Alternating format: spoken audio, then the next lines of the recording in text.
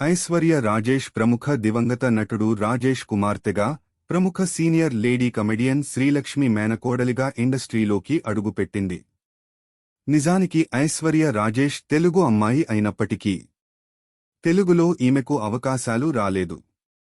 దాంతో తమిళ్ ఇండస్ట్రీలోకి వెళ్లిపోయిన ఈమె అక్కడే వరుస సినిమాలు చేస్తూ ప్రేక్షకులను ఎంటర్టైన్ చేసి నేడు భారీ పాపులారిటీ అందుకుంది.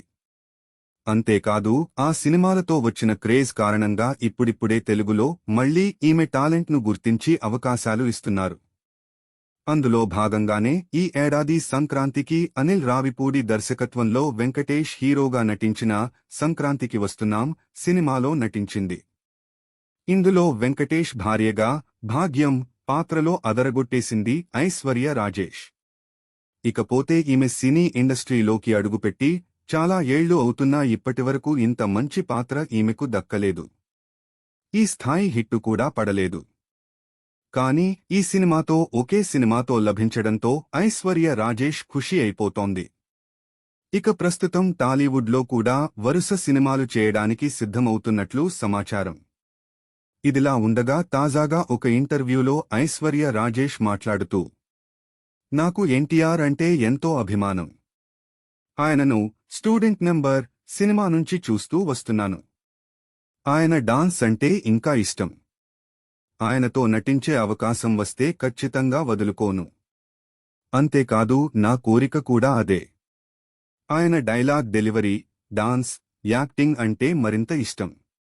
ముఖ్యంగా ఎమోషన్ సన్నివేశాలలో ఆయన నటించే తీరు నాకు మరింత నచ్చుతుంది. కనీసం భవిష్యత్తులోనైనా ఆయనతో కలిసి నటించే అవకాశం వస్తే ఏమాత్రం వదులుకోకుండా చేస్తాను అంటూ ఐశ్వర్య రాజేష్ చెప్పుకొచ్చింది. మొత్తానికైతే ఎన్టీఆర్ వంటి గ్లోబల్ స్టార్తో నటించాలని ఐశ్వర్య రాజేష్ కోరిక చాలా పెద్దదే.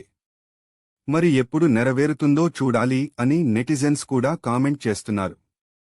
ఐశ్వర్య రాజేష్ తన నటనతో అందరి దృష్టిని తన వైపు ఆకట్టుకున్న ఈమె ప్రస్తుతం తమిళంలో పలు సినిమాలు చేస్తున్నాడు. తెలుగులో మాత్రం ఇప్పటివరకు ఇంకా కొత్త కమిటీ కాలేదు.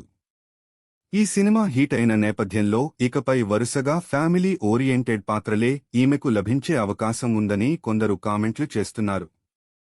మరి ఈమెకు యంగ్ స్టార్ హీరోలకు జోడిగా నటించే అవకాశం వస్తుందా లేదా అనే కాలు కూడా వ్యక్తమవుతున్నాయి.